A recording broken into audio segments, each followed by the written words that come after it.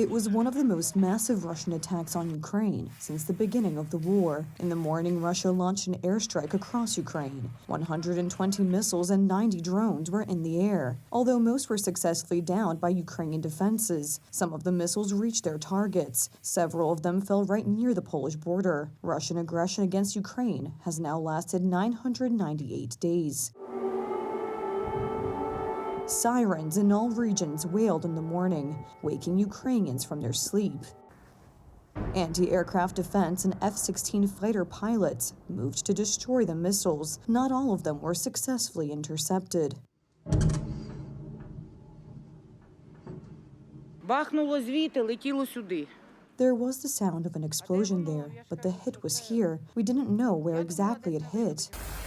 In Mykolaiv, a missile fell on a neighborhood of houses. 2 people were killed, 7, including 2 children, were injured. The Russians' main target, again, was critical infrastructure. Many places are without water and electricity. We have opened 45 points of invincibility at the fire stations in the Odessa region.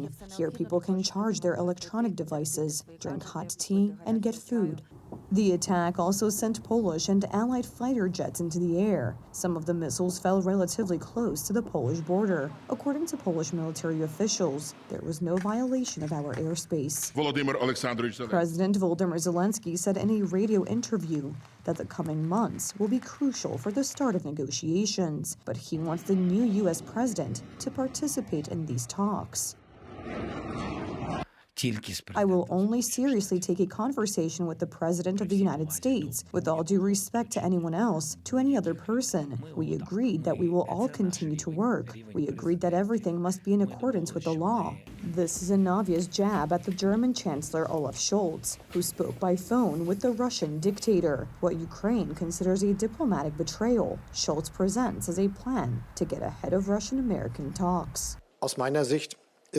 In my opinion, it would not be a good idea for there to be talks between the President of the United States and the President of Russia in the near future, and for the leader of an important European country not to hold talks himself.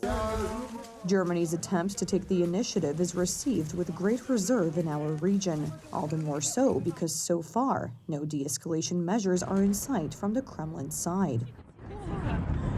According to Russian media, Putin was said to have set as a condition for the start of any peace negotiations the withdrawal of Ukrainian forces from the occupied territory of the Kursk region.